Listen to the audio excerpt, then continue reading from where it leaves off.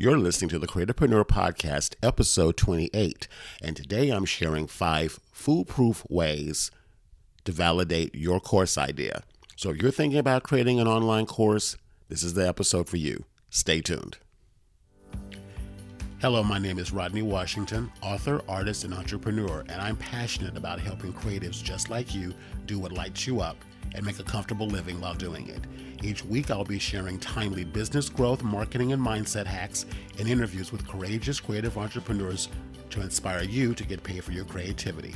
So grab your favorite beverage, sit back, and enjoy today's show.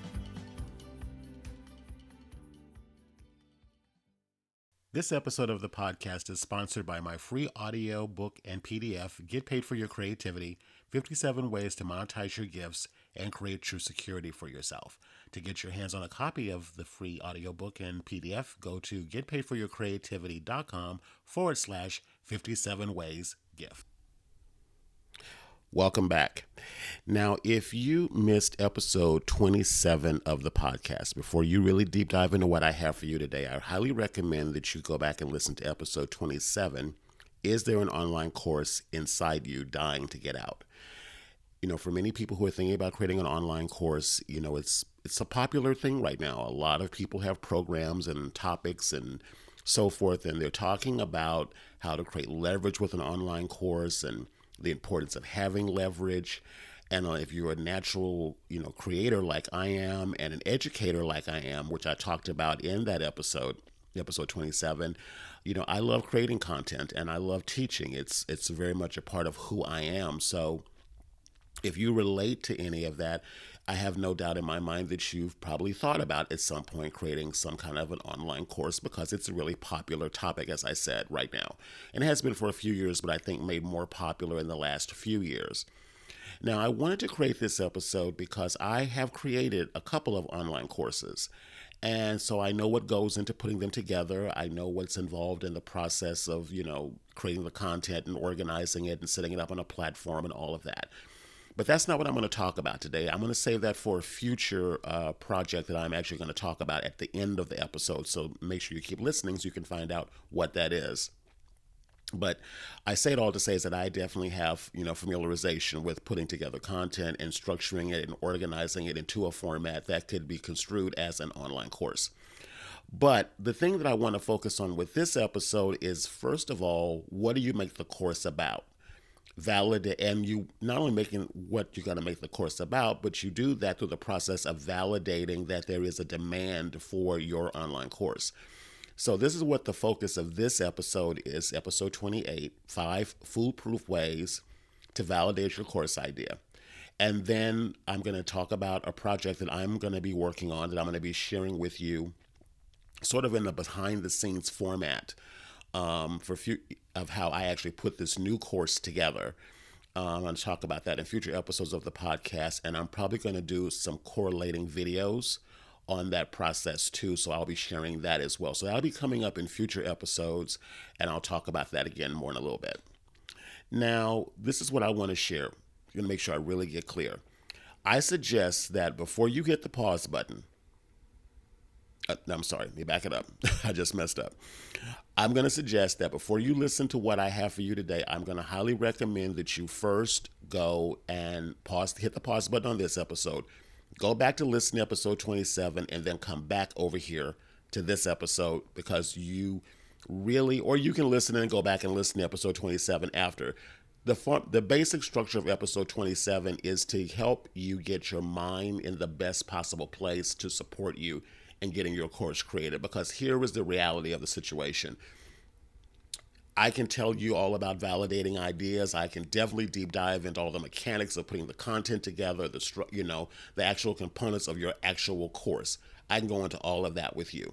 But if your head isn't in the right space to begin with, it's going to be challenging. You're going to struggle a little bit more than maybe someone else who is maybe more adept technically and all of that kind of stuff. So anyway, that's the reason why I created that first episode, just to even get your head in the space as, is there a course idea inside of you? Is there something in you that you actually want to turn into a course? Is this something you really want to do? And so that episode's going to help you get the clarity on that level. And then this episode here, Then talks about how to take that idea, that seed that maybe you created in episode 27, and how to validate to see if there's actually potential buyers looking for what you're going to offer, looking what you're thinking about offering, and actually having a proven track record of purchasing your course or program. So, without further ado, let's go into the 5 foolproof ways to validate your course idea. Alrighty, here we go. Number 1, can you easily locate current paid online courses similar to the one that you're thinking about launching? Now, here is where platforms, and I talked about this in episode 27 a little bit, and I definitely talked about it in episode 13 on how to choose a good idea. And I also reference all of that inside the show notes for this episode here.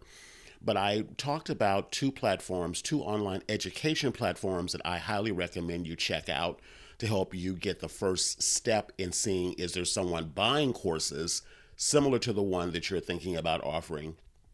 And that's Udemy and Skillshare. Now, I do want to throw in a caveat because I spoke about this in episode 27. I'm not a huge fan of Udemy's payout structure. I think that the prices that they charge for the courses are way too low.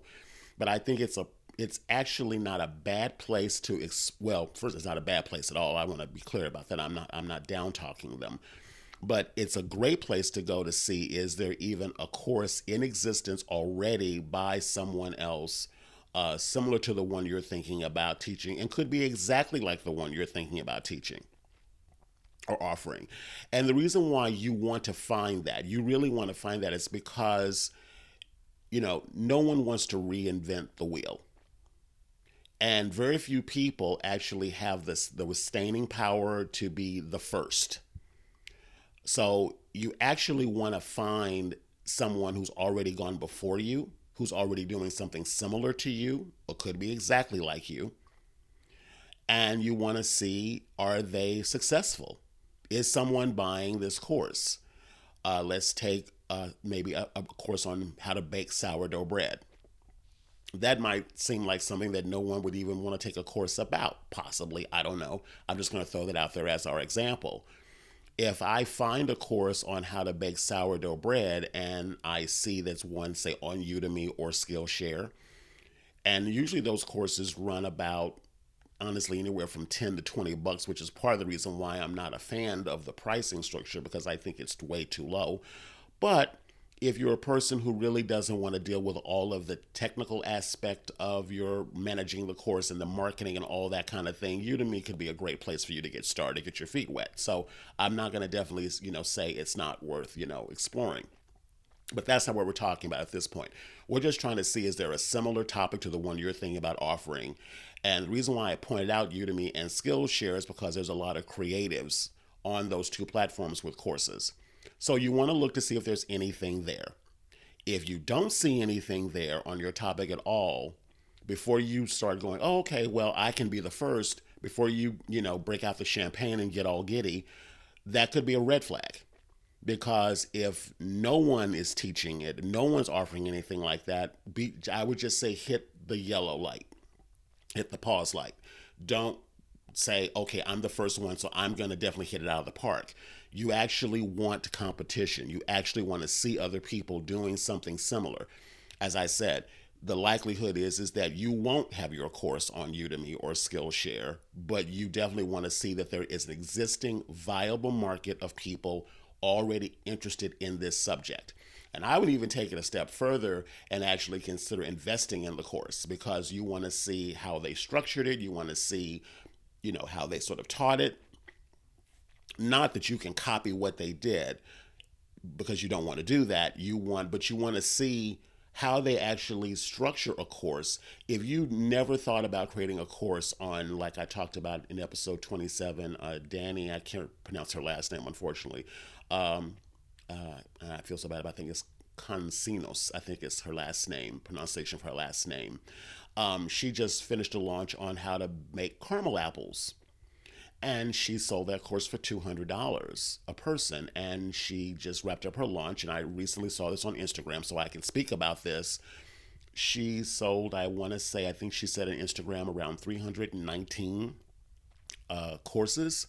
So if you do the math, that's about $65,000 from how to make caramel apples. And again, she sold it on her own platform, not a Udemy or a Skillshare. And she's made quite, and this is the second time she's done this. So I speak about her in episode 27, and actually I'm gonna reach out to her to see if she might be a guest on a future episode of the podcast. So anyway, this is down the road, but the point I'm trying to make is that there is definitely people investing in creative topics and how to creative topics. So again, I like Udemy and Skillshare for the research phase to see if there's an actual market for what I'm thinking about creating. You want to read the reviews. You want to see what people are talking about. You want to see what they're complaining about. That's really important too. But you want to see what the conversation is. So that's what I say one of the first platforms I would look at to see if there anyone teaching a course similar to what I am thinking about doing. Another option that I want to suggest that I don't see very many people talking about doing at all is checking out if there are any courses or workshops or classes similar to the one you're thinking about teaching at the local college and university level. Now, there are a lot of whatever town you live in, unless you live in a really small town, there's going to be a city college or there's going to be a major university. All of them are going to have continuing education departments and programs. I know where I live in the Santa Cruz area, there's a Cabrillo College, and we get their catalogs for continuing education. And there's a lot of really great creative courses I see in there all the time. So, one of the suggestions that I would look at doing is seeing is there a course or a workshop or class available at the local level. Now, this is why I feel this is a couple of things about this I think is really important, and I think for the online marketing world is really overlooked. I haven't heard anyone talk about this before, so I may be the first one talking about this. And in order for a course to be accepted at the local college level, that proposal has to be submitted months before it's actually accepted. Obviously you have to go with all the credentials and that you have you have the ability to teach the class. But what I'm saying is that I don't think most of those people at that level would just take anything unless they knew that there was enough of people in their market that would be interested in taking that course. Because at the bottom line, the universities and colleges, they want to make money. And they're printing these books. I mean, these catalogs I get, they come in the mail. So they're paying money to print these catalogs up. So they want to recoup their cost to do that. So if they're going to put it into a continuing education catalog or whatever, they pretty much feel like they have a strong feeling this course is going to fill, or they otherwise wouldn't do it. So again, if you see them at the local level, that's a good sign that this could be an idea that you could develop into an online iteration of it. Now, I'm going to take it a step further. I would recommend that you actually consider enrolling in the workshop at the local college or university level. Again, for the same reasons why you would maybe do one of the online classes on, say, Udemy or Skillshare. You want to see how the topic is structured, the points the teacher talks about, how they sort of engage it, all of that, how they interact with the students. You also want to get a sense of what the questions are the students are asking, because that's going to be real gold for you in putting together your own online course. And this is going to segue into, I think it's tip number 3 I'm going to give you in a second.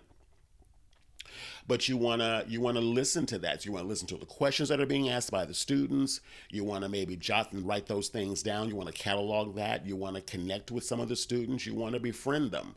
And again, this is going to segue into tip number 3 on conducting interviews. I'll talk about that in a second. But the point is that having that real time physical exposure to students, people interested in the topic, is a great way to validate is their viability in the course idea.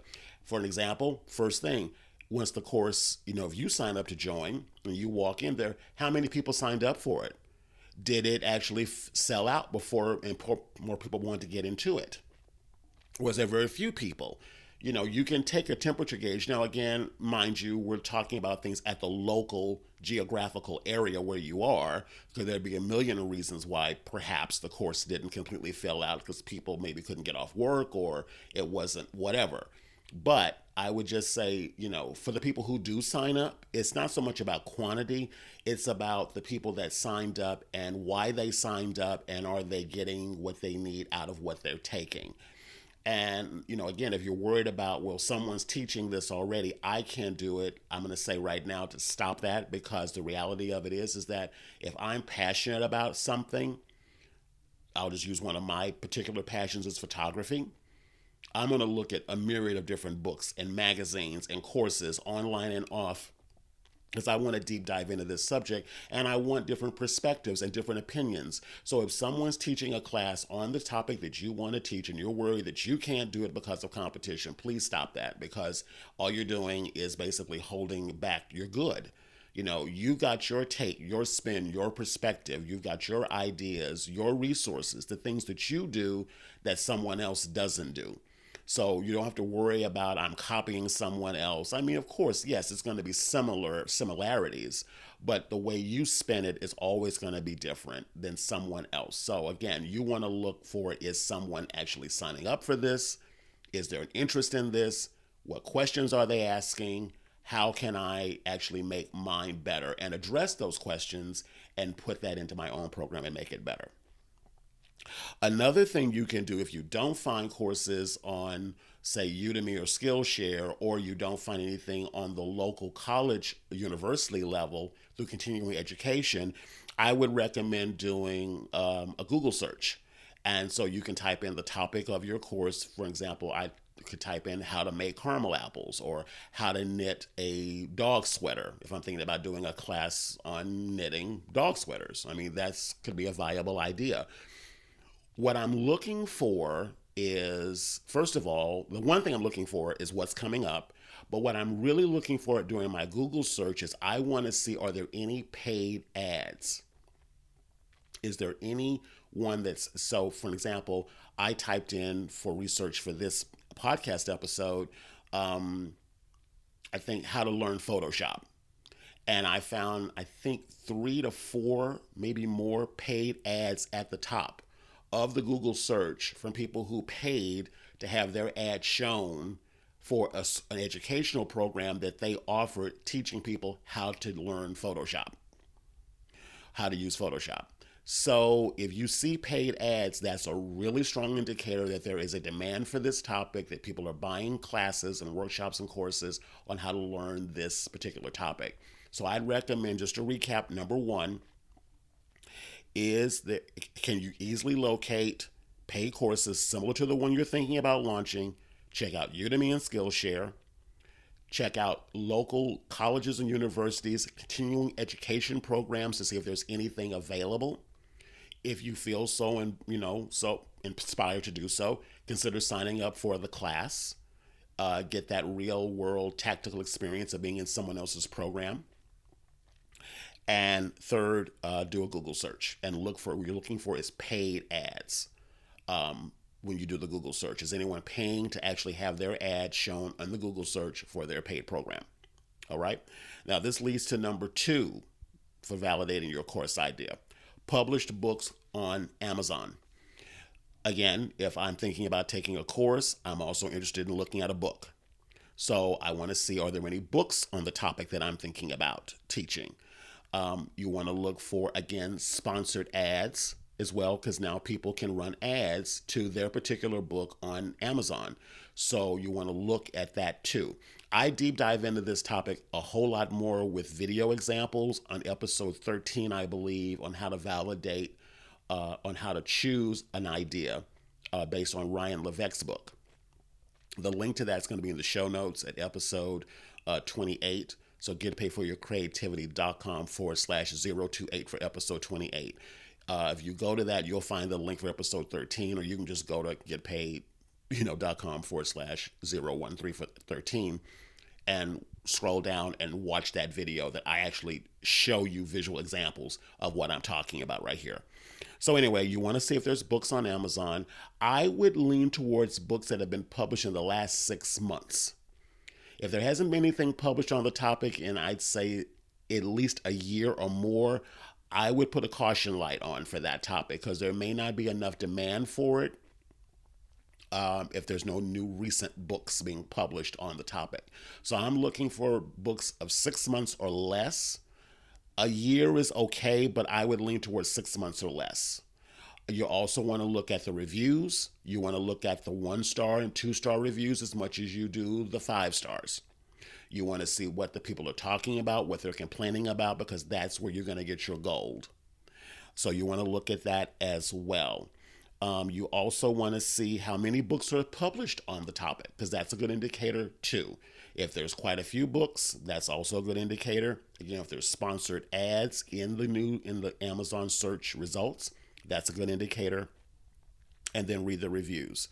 Another option which I threw in, but I'm not going to talk about this one too much because I believe I went over this inside of the episode number 13.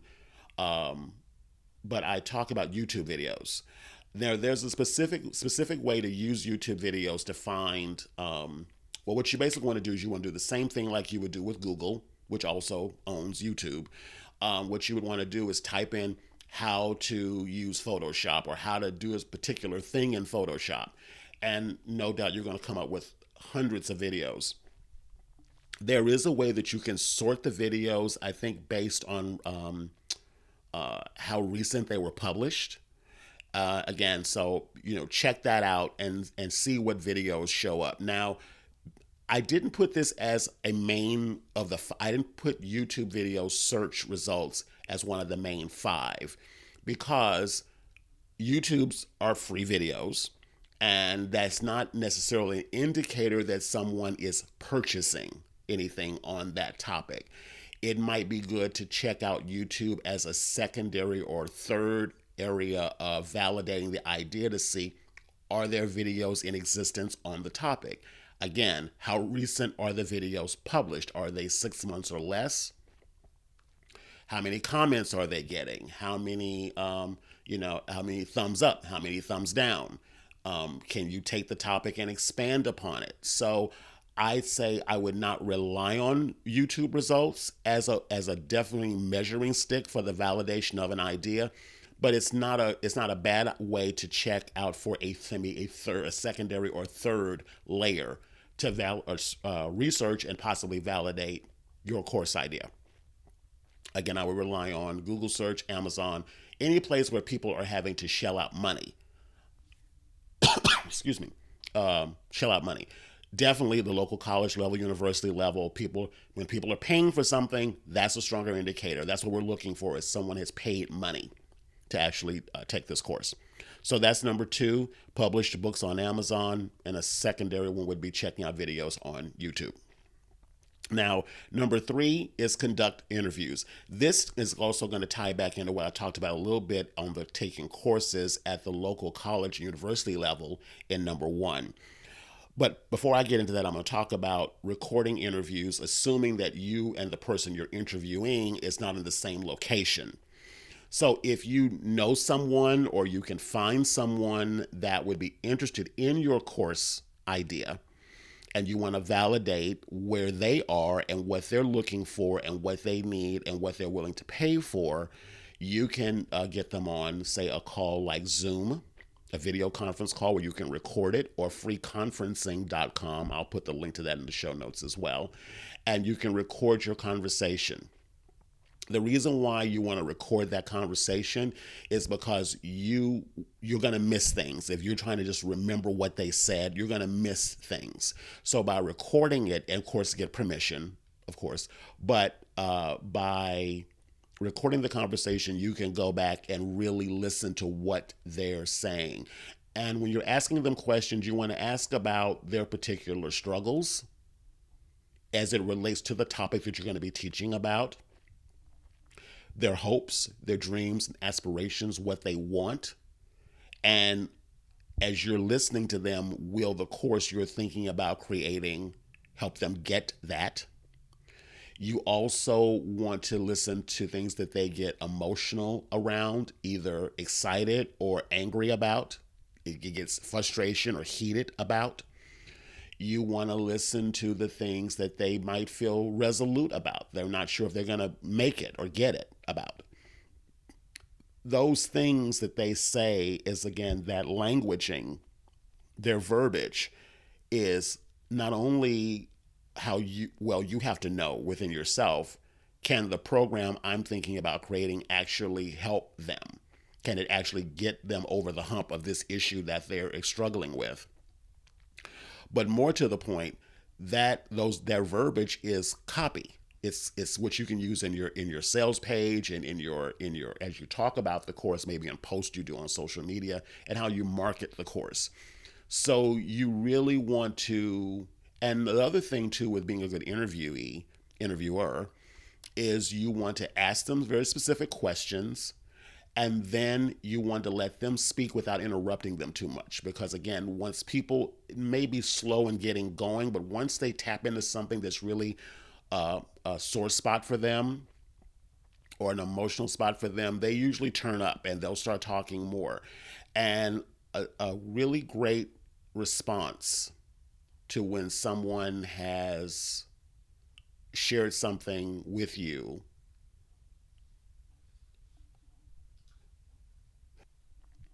Sorry about that. I had a little bit of a coughing fit and I had to pause. So anyway, when someone has to really starts to deep dive into a topic and they really start getting into their response to you, a good interview question to ask them after they finish talking about that is, and how did that make you feel? And how did that make you feel? So, for an example, if I ask you a question, let's say I'm thinking about creating a course on, just say, food photography, and you say, and I ask you a question, what's been your result so far? Really simple. What have you done so far? And you say, yeah, the pictures are coming out washed out. I can't get the colors right. The food doesn't look real. Um, I just feel like it's just not. It just doesn't look appetizing. I don't like the colors. I don't like the saturation. I just don't like the way they're looking. And so I can ask the question is, and so when you take a photograph that you don't like the way it's washed out, or it doesn't look appetizing to you, and the question I ask at the end of that is, because I'm repeating back what they said. Okay, they didn't like the photographs because the food looks washed out. It doesn't look appetizing. The colors aren't right. That's what they say. So I repeat back what they say, and then I say, and how did that make you feel at the end of it? That how did that make you feel is where you're going to get your gold for your copy, because they're going to say, it makes me feel like I don't know what I'm doing. It makes me feel like I can never learn how to do this. I'm never going to be able to sell I'm never going to be able to get good opportunities to get people to see my blogs, or no one's going to look at my Instagram stuff because my pictures look like crap. And then you go a step further. So you repeat what they said. So you said your Instagram pictures are going to look like crap. No one's going to follow you and you're not going to get the results you want. And how does that make you feel? And as you keep doing that, you'll keep breaking down the layers of what's really going on for them. Because again, people buy things based on trying to move away from pain or towards pleasure. And we tend to want to gravitate away from pain more than moving towards pleasure. So the more that you can tap into what's the pain point for them, and you can repeat that in your copy, that's where you're going to get your goal. That's when they're going to read that sales page when you actually put your course together, and they're going to go, God, they're in my mind. They know exactly how I feel. So I hope you're really making note of this point number 3, because this is really, really, really valuable to you. And again, if you can get these interviews, I would try to do as many as you can. Anywhere from 5 to 10. Because not everyone you're going to talk to is going to be a really good candidate. Someone may agree to do the interview with you, and then once you get them on the phone, they're really not going to be a good fit. So I would just say try to get as many as you can so that you can get a nice wide variety of responses. And you want to look for similarities. What is a common thread that everyone is complaining about or talking about or struggling with or feeling about? Those things are also where your gold is. Now, how you find interview attendees, you can find them in Facebook groups, although I'd be very careful about soliciting inside of Facebook groups that you just joined looking specifically for people to interview. I would definitely take a temperature of the group. I would try to get a sense of the topics of the group, try to get in the conversation with someone, try to get a little bit of back and forth going on. And then once you get a little bit of back and forth going on where it doesn't feel like you're there just fishing for people to interview, then invite someone to then be on the interview, to get on a call with you that you can interview them via a recorded conversation to ask these questions of. Now, so Facebook groups, LinkedIn groups could be a way. If you currently have a Facebook group of your own, it's your group. You can do whatever you want. You can ask anyone in your group already. Doesn't necessarily mean they're going to be a fit for your course, though. I want to put that caveat on it. But if you have a group, you definitely have, that's the first place I would go. If you don't, then check out outside groups or do a combination of both. If you have a Facebook page or a big Twitter following or any platform that you're currently active in, fish in your own pond first before you throw your casting reel into another pond across the way.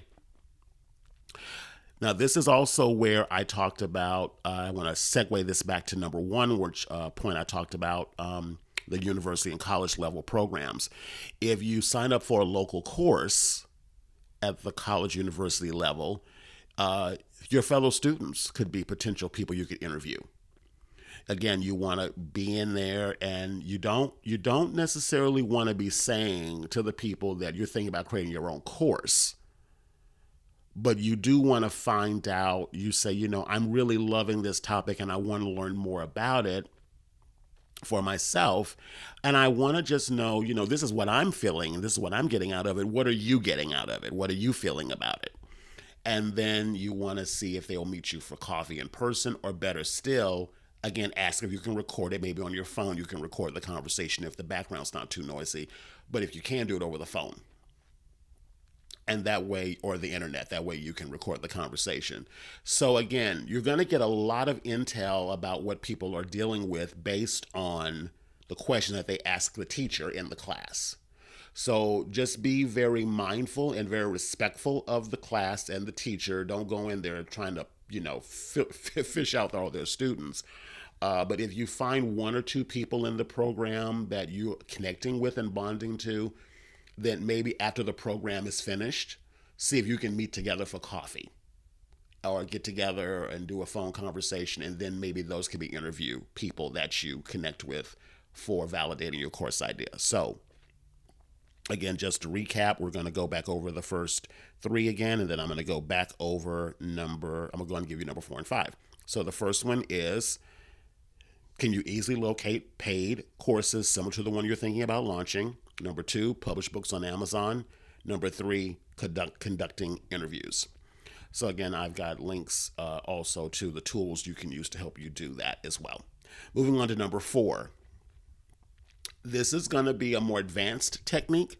This is going to be one for you if you have an existing Facebook page or or existing Facebook group. This could also be applicable maybe to LinkedIn as well, and definitely Instagram if you are familiar with that at all. Maybe with Insta Stories, I think it's Instagram, IGTV, that's what it's called.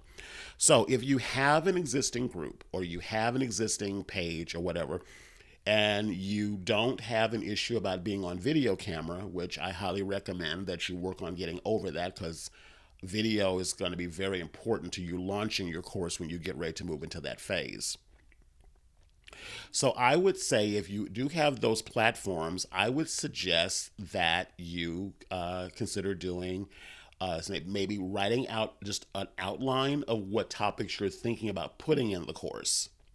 Okay, so maybe 5 topics and then 5 subheadlines. When you go to the show notes for this just popped into my head. When you go to the show notes for this episode 28, see how I have the topic or the headline and bold, and then I've got these bullets underneath.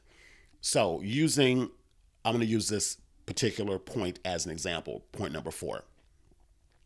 The bullet points I have here are pick a specific piece of your possible course idea or core topic and do a Facebook Live or series of lives. Write up your outline, maybe 3 to 5 bullet points, and teach on each of those points during a live. So let's just go with this for an example. I have about 6 points here under number 4, do a Facebook Live or live web class series. I can take each one of those bullet points and do a Facebook Live just on that topic. Okay? I don't have to teach all 5 or 6 bullet points in one Facebook Live. I can break it up and say, I'm just going to be on here for like 5-10 minutes, maybe even that long, unless there's questions, and I'm going to deep dive into this. So I could go on to a Facebook Live and say, how to write up an outline for my course idea. And I can maybe show my outline, how I drafted it up, maybe the program I use, if I use a specific software.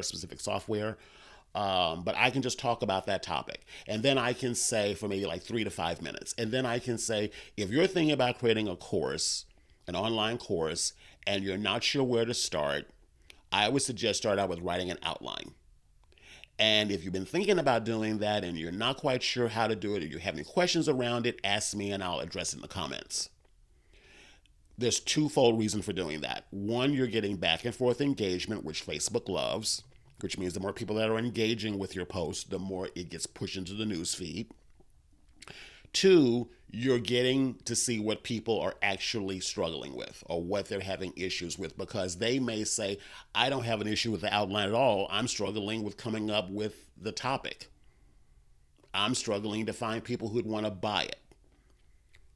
That's fine. It doesn't have to relate to the topic of your live in this context, because again, these are just feelers you're putting out to start to collect an audience in order to start creating conversation and engagement.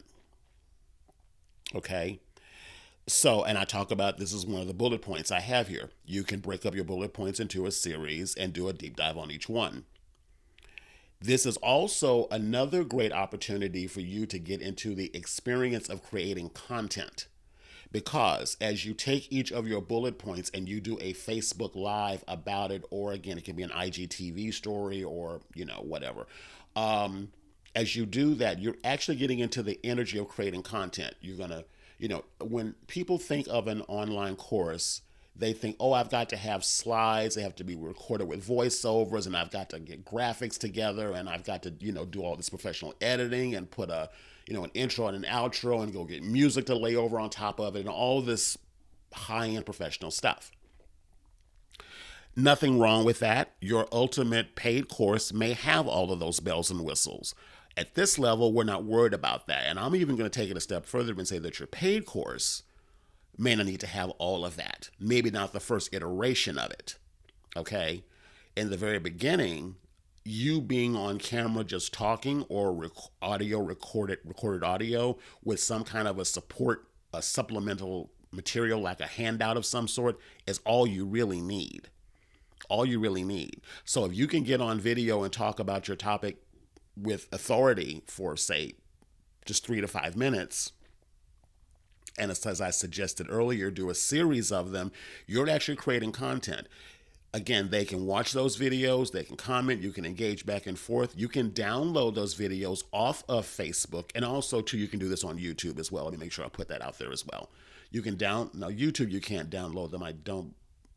If you do them as a live on YouTube, I believe you can download them. To put them on YouTube, you'd have to record them somewhere else and upload them. But I believe now YouTube does have a live element that you can record it in real time on YouTube. And I believe those videos you can download if you choose to. So again, this is giving you a first taste opportunity in how to create content, because you're going to replicate the same system and the same habit into the paid course that you create.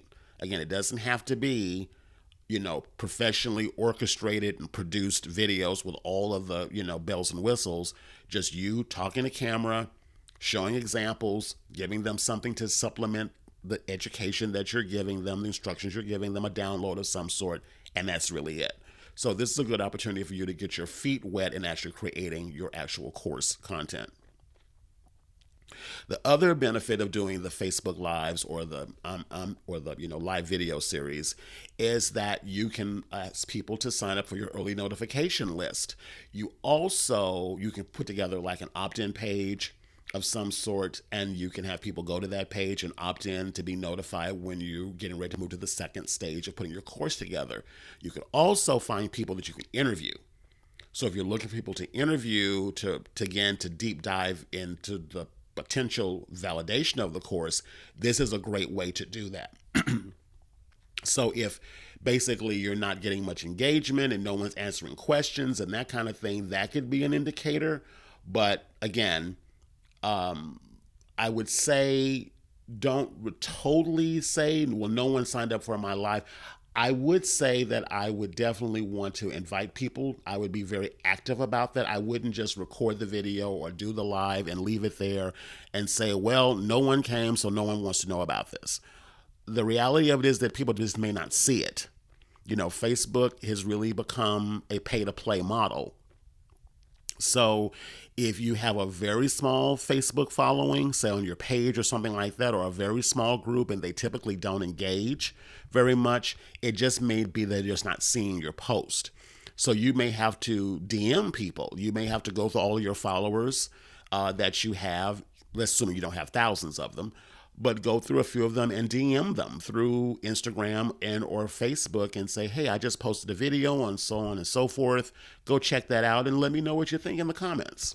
You may have to do a little bit more legwork, digital legwork to get the responses that you need. So don't be discouraged if you do a live and no one's commenting or talking about your live. You may have to go after people and actually get them to watch it and then invite them to the next one. And then how it goes from there, maybe you invite them to have a conversation with you, doing a recorded interview, and or they sign up for your early notification list once you know for a fact that you're actually going to do the course. And that could be another indicator as well. Now, if you really, really know that the course is going to go and you really feel like, okay, I can do this, I'm going to put this together. And again, you may have to do a series of lives before you can really do this effectively. Maybe you decide I'm going to do a series of 5 web shows and I'm going to, deep dive into several topics and I'm going to be getting engagement and I'm getting engagement. People are commenting, asking me questions. I'm getting interviews out of this. I'm really getting a strong sense that people want this program. Then you could do another longer live where you actually say, okay, I'm actually going to go with this. I'm going to do this. But in order for me to really pull the trigger on this is I want to know, how serious you are. And so I'm going to do a beta iteration of this and I'm just asking for people to invest. And you can put together, a simple page with a PayPal button on it if that's all you have. And people actually buy. And if people actually buy it, then okay, that's the ultimate validation. People actually buying it. Now, this is a whole nother topic that I can go way deeper down into, and I'm not for this particular episode because there's all kinds of nuances and things of that. It can be how many people do you want? If you don't get that many people, do you actually do it? If no one's signing up, again, that's a good indicator that maybe it's just not going to go over. But again, there's a lot to deep dive into this. So I will probably do a deeper dive. I know I will do a deeper dive on this particular aspect of the validation process once I go through this new pilot program that I'm going to be putting together. I'm going to talk about in a second about how to actually validate your course idea with people actually giving you money. So I'm just going to put it out there right now that if you're doing these lives or these web shows, you're getting engagement because that's critical. If no one's engaging, putting a link to your PayPal button in the comments is not going to get you any sales. So you've got to get people engaging. You've got to get people commenting. You've got to get people DMing you and you DMing them. You've got to get engagement going. If that's not happening, you are not at the place yet where you're ready to ask people to give you money. So I almost was remiss in putting this one in here because I don't want you to think that's what you've got to get the engagement first before you ask people to pay you for the course. You've got to build up an audience first. So focus on the building the audience first before you ask people to actually give you money. But if you do have that going on, that's the ultimate way to actually say, okay, this is potentially going to go over if people actually give me money. Okay, so we're going to talk about that more in a future episode. And it can be a deposit, drastically reduced price. Let's say the course is going to sell for, say, $200. You decide that you're going to offer it for $97 for people who sign up right now. And they know they're going to be a part of the beta. They know that this is the first time you're doing it. You're very upfront with that.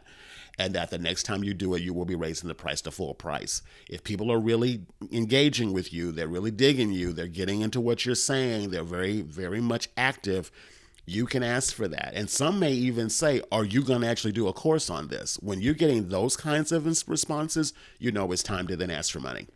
So I would say definitely keep that in your back pocket. But your focus at this point right now is on getting the engagement and conversation going first. Now, this leads into tip number 5, teach for free, then sell.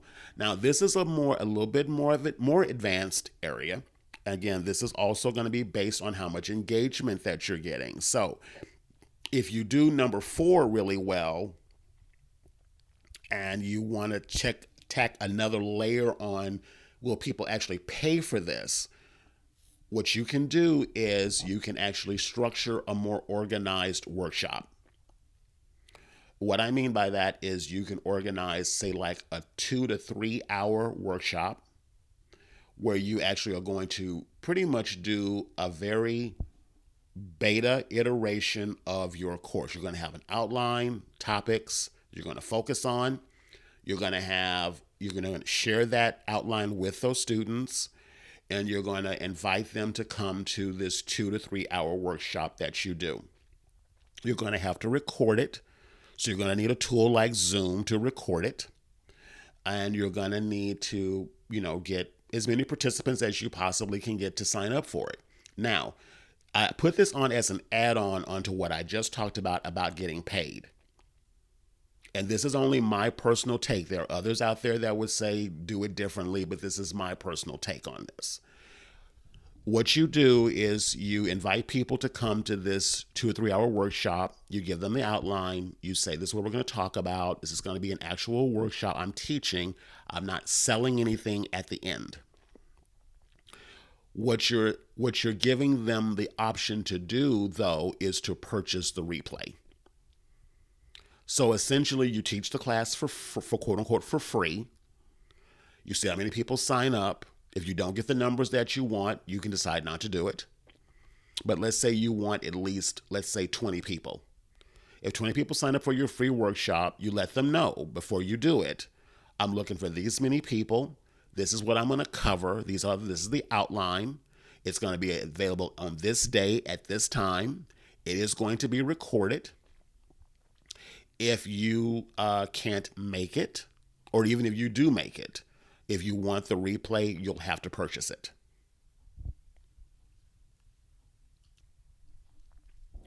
So the reason why this is important is because you want to find out if people really want to know enough about this that they're willing to pay for it. So now there's a flip side to a flip way to do this. You can charge first and then do it. Then do the 2 or 3 hour workshop. This is kind of what I'm calling a bootstrap, sort of down and dirty way of putting a course together without feeling like I need to spend months creating all these slides. And as I said, doing this voiceover with the video and doing the intros and outros and going out and finding copyright free music and all this stuff. For the first iteration that you do, you can literally do a bootstrap style workshop, which is all you on camera. You may switch between screen share, which you can do easily on a tool like Zoom. You can easily screen share and share your screen if you've got slides or whatever. But it doesn't have to be this professionally lit, professionally polished, professionally mic'd, mic'd up type of a setup. You want good audio. That's important. But you don't need to go into a whole big production crew and hiring a video editing crew and all this stuff to put together this thing. You basically are just doing what some would call a webinar. and you're selling the replay. And again, if people buy it, then that's a good indicator that people actually want it. So you can go a couple of ways with this. You can do your Facebook Live series, build up your audience, and then invite them to this longer workshop that you're going to offer. And you can say, I'm going to be offering this, and this is the date and the time we're going to be doing it. And this is what I'm going to be covering. And these are the handouts and bonuses I'm going to be giving, or whatever the case may be. And, come and, check it out. And, we'll be together. And if you want to keep the replay and get all the bonuses and everything, you'll pay for it. You'll be very upfront about that. It's going to be a cost for this, whatever that's going to be. What maybe say half price or a quarter price of what your ultimate course is going to ultimately be. All you got to do is just then share the link or download the replay, give them that unedited with the handouts, and you're done, basically. And then if you decide, okay, I want to do a more advanced iteration of this course, then you can use that for your future launch. But this is validation. We're only talking about validation at this point.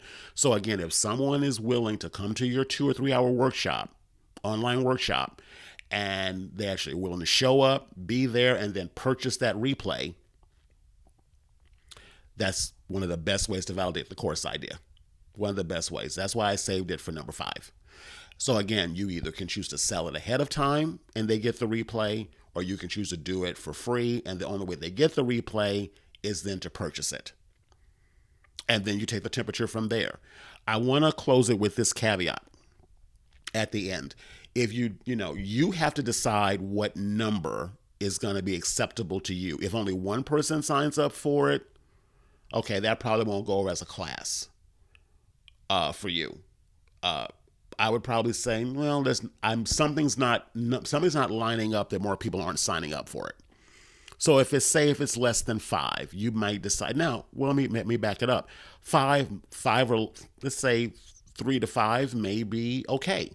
Again, this is something that you're just doing to get a validation and to see if people really want this. It might mean that the way you're talking about it, it might mean the way that you're languaging it, could be what's the problem.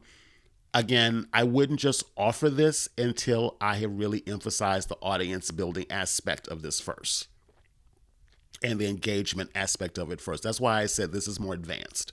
So if you've done the other validation points and then you start then segueing, you've gone to Udemy and you checked out, Skillshare and YouTube and Google and all that stuff, and you found out that people are interested in this topic, you then take it into Google and see, okay, there are paid ads for this, and Amazon, there are paid ads for this, and then you figure out what your slant, what your differentiation is going to be on it. And then you move into then doing your Facebook Live series, and you break down and you do a series. You might do 10 lives before you actually decide to offer something that's more advanced like pay. And then you see, okay, am I getting interviews? Am I able to talk to people? Am I able to get that content, that languaging that I'm going to need to really move this forward? Am I getting people engaging with me? If they're not engaging with you when you're asking for nothing, then they're not going to engage with you when you do ask them to pay you for something. So that's your indicator right there. If no one's commenting, no matter what you do, no one's responding to you, then that's a possible that this is not going to fly. Or it could be the way that you're talking about it. But I would just say, at any point, I want to make sure I say this. At any point, don't be afraid to hit the pause button and say, okay, something's not working. It doesn't mean that I suck and that I will never be able to get anyone to buy a course from me. It just means that particular topic or the way I'm presenting this out into the world it's not connecting. So I just need to go to the drawing board and keep validating other ideas until I find one that does resonate with me and the people I want to connect with. So again, I want to really emphasize here that don't feel like at any point that you go through all this process and then it's still not going over, that you did something wrong or you did something bad or no one likes you or any of that kind of foolishness. It's just that this, for whatever reason's not connecting.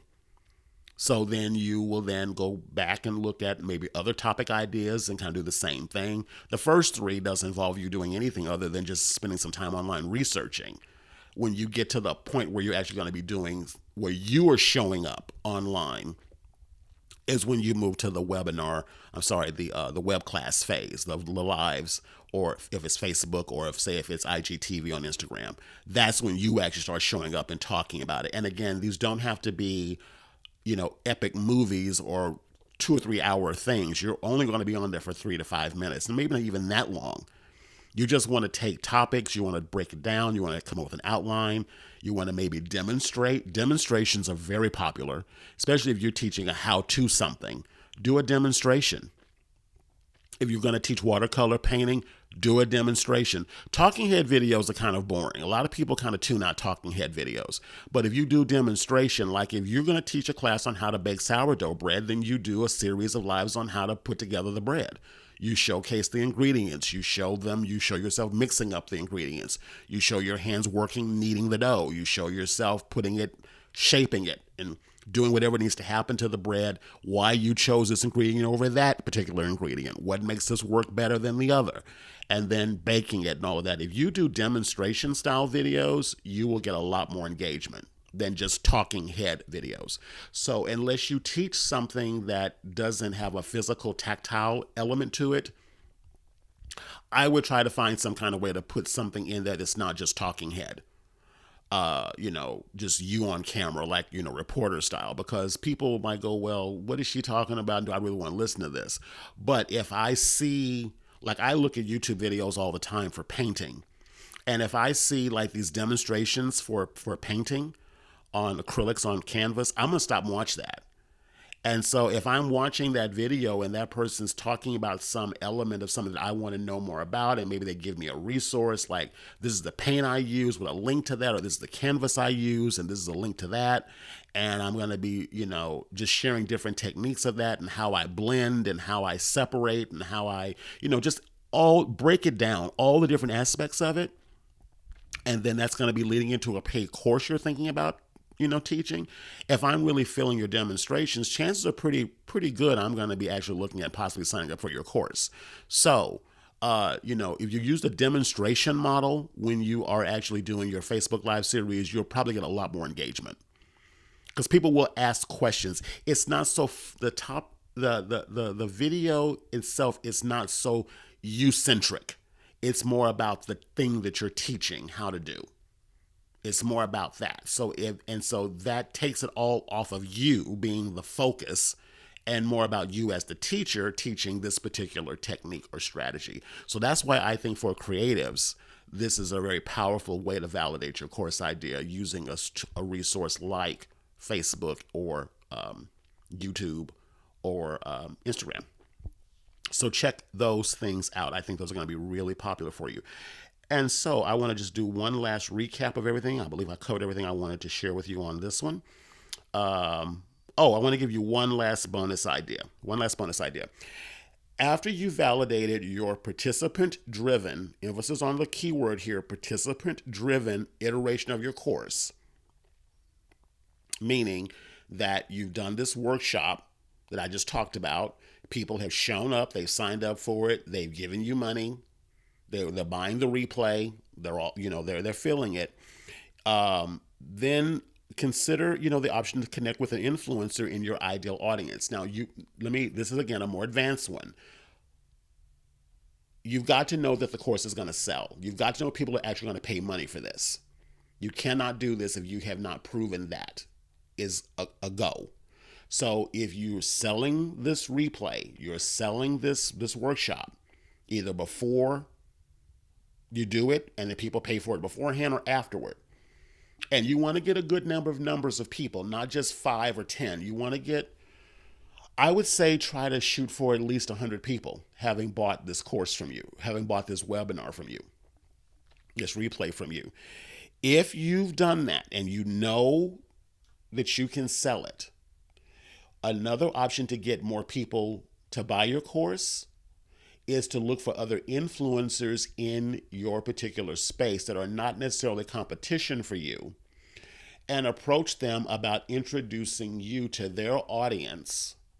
You teach the class. They introduce you to their audience. and you do a rev share split between you and the person who introduced you.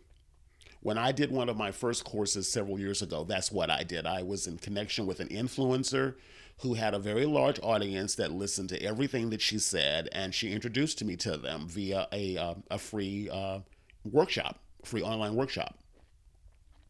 And I offered my course to her audience, and I had about 10 people that signed up for it. And we did a rev share split. It was about $500, I believe. And we did a rev share split. So I gave her, I think, 40% of the proceeds, and I kept 60 because it was, but this was pre Facebook ads, which a lot of people now rely on Facebook ads. But I would say, again, if you know that you can sell this and you know how to present this, you got to know that and you've gotten results for people, then consider going to a partner, a potential influencer partner, and have them introduce you to their audience. Again, you want to validate and verify that your idea is valid and sound and your content is valid and sound, because it's their reputation on the line if you don't deliver. So that's why I say make sure that you do all of this first and validate it with actual money in your pocket and testimonials and feedback and engagement, so that you know exactly what to cover, exactly what to talk about, and then you can reach out to people who might be aligned with what your course topic is about, that can introduce you to their audience. So this is, again, a more advanced technique. I'll get into this in a future episode on this. So I want to talk about that a little bit more for future. I kind of outlined a little bit of this also in the show notes for this episode at getpaidforyourcreativity.com/028 for episode 28. So again, just to recap real quick, number one is, can you easily locate paid courses similar to the one you're thinking about launching? Number two, publish books on Amazon. Number three, conduct interviews. Number four, do a Facebook Live or live web class series. Number five, teach for free, then sell. Alrighty, so all of the things I've talked about, all the links, everything I've shared is also in the show notes. They're on episode 28. Check that out. And just to wrap this up, I want to talk about a way I'm going to be tying what I'm talking about in this episode together in a more real-time experience. So I'm in the process right now of validating a course idea on, more specifically on food photography, more specifically for the iPhone. I am a photographer. I have photographed food with my iPhone, and I feel I love, love, love the iPhone. I think the quality is amazing. And so this is an idea. It's just a kernel of an idea I have right now. I don't know it's actually going to become a course, but it's something that I'm doing. Everything I just shared with this episode with you, I'm doing myself in validating this course idea. I will, in a future episode, I will share what I've uncovered. And whatever phase I'm at with it, I will share that in a future episode of the podcast. Maybe even the next episode of the podcast, I will share that. And as I continue to go through the process, I will continue to share more episodes following up on that. So I actually want to go through this and share it with you, sort of a behind the scenes idea. I'll probably do some videos also, which I'll probably post on YouTube, but then share the videos inside of the blog post here for the show notes. And you can see me actually go through this process with a brand new course idea, something I've never taught before. And you actually watch me do it and see me do it. Well, not watch me, but hear me do it. And then there'll be some videos to sort of watch what I did. So I'll show you my research, where I looked, how I put it together, and all of that. And if it goes over, or if that doesn't go over, I'll pick something else and I'll do the same process again. Because my goal is to put out a new sort of a pilot online course. I'd like to do it before the end of 2019. It may not happen until the very first of 2020, but that's my goal within the next 90 days to put out a new online course on a topic I've never taught before. And so I'm going to be sharing this with you. So, make sure that you have not already doing so. Make sure you subscribe to my feed on iTunes. That way you won't miss any of the episodes that I'm going to be talking about this.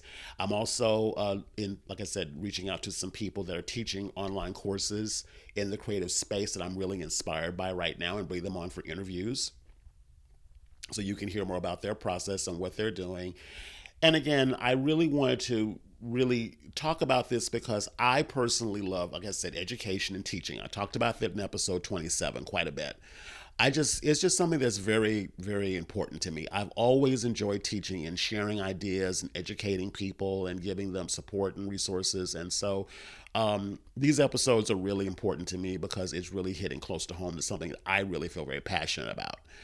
And so as I move through the remainder of 2019 into 2020, I really want to make this be more a part of my message, if you will, my brand, and where the podcast and where I move forward with everything I'm working on right now. So if you feel like that you want to, go down this journey with me, been wanting to do something in the online education space, and you're creative and you've been thinking about it but not sure how to put it together, and you don't know where to start, and there's so many options and so many people talking about it online, and maybe you explored some courses but maybe they're just more expensive than you ready to invest in right now, kind of take this journey with me, and watch what I'm doing and maybe be inspired by it. And of course, I'm going to share the things that don't work as much as the things that do work.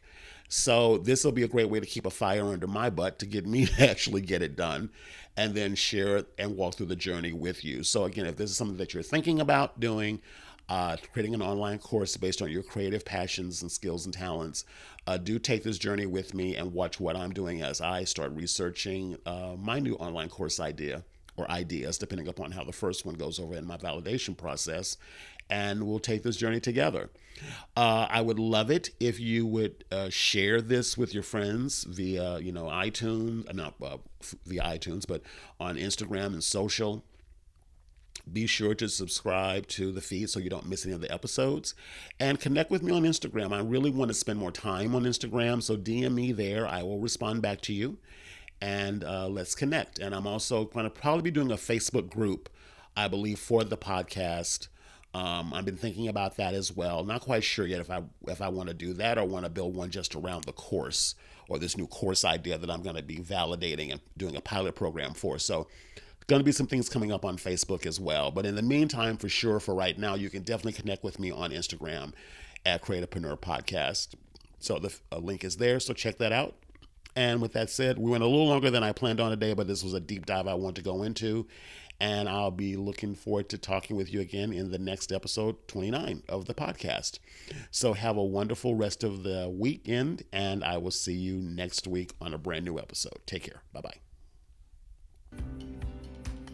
We have entered the age of creative self-employment. In the new economy, people are creating true security for themselves. That's why I believe there's never been a better time in history to monetize your gifts. So if you're ready to take control of your financial and creative future, I have something for you. It's my free audio and PDF program, 57 Ways to Monetize Your Gifts and Create True Security for Yourself. And you can get that at my website, getpaidforyourcreativity.com/57ways gift.